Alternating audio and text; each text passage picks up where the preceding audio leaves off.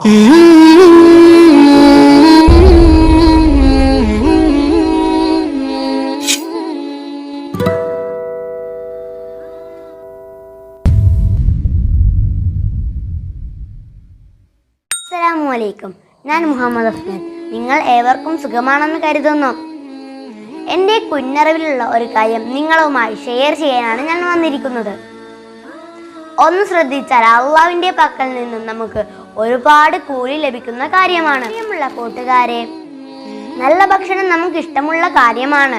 നാം കഴിച്ചതും ഇനി കഴിക്കാനിരിക്കുന്നതുമായ മുഴുവൻ ഭക്ഷണ വസ്തുക്കളും ഈ ഭൂമിയിൽ നമുക്ക് വേണ്ടി അള്ളാഹു പടച്ചതാണ്. അതിൽ നല്ലതും ചീത്തയും ഉണ്ട്. അത് തിരഞ്ഞെടുത്ത് കഴിക്കണമാണ് മനുഷ്യരായ നമ്മുടെ ഉത്തരവാദിത്വം. അറിയാമോ, ഭക്ഷണത്തിലൂടെയാണ് നമ്മുടെ മുഴുവൻ കാര്യങ്ങളും ബന്ധപ്പെട്ട് കിടക്കുന്നത്.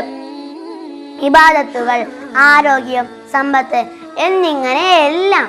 പ്രധാനമായി അള്ളാഹുവിനെ ആരാധിക്കാനുള്ള ആരോഗ്യം കൈവരിക്കൽ നിർബന്ധമാണ്. ആരോഗ്യം നല്ല ഭക്ഷണത്തിലൂടെയാണ് കിട്ടുക.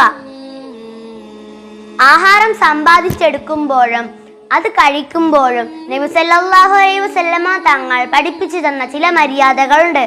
അവ പൂർണ്ണമായും പാലിക്കാൻ ശ്രമിക്കുക. ഇതിനെക്കുറിച്ചുള്ള ചില പ്രധാനപ്പെട്ട കാര്യങ്ങളാണ് ഈ വീഡിയോയിലൂടെ ഞാൻ നിങ്ങൾക്ക് പറഞ്ഞു തരുന്നത്. നാം കഴിക്കുന്ന ഭക്ഷണം നമുക്ക് അനുവദനീയമായ ഹലാലായ ഭക്ഷണം ആയിരിക്കണം.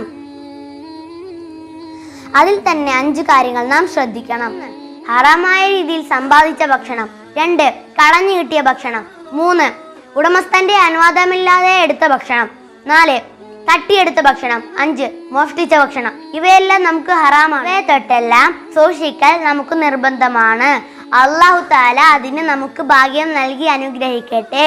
ആമീൻ യാ റബ്ബൽ ആലമീൻ. അസ്സലാമു അലൈക്കും വറഹ്മത്തുള്ളാഹി.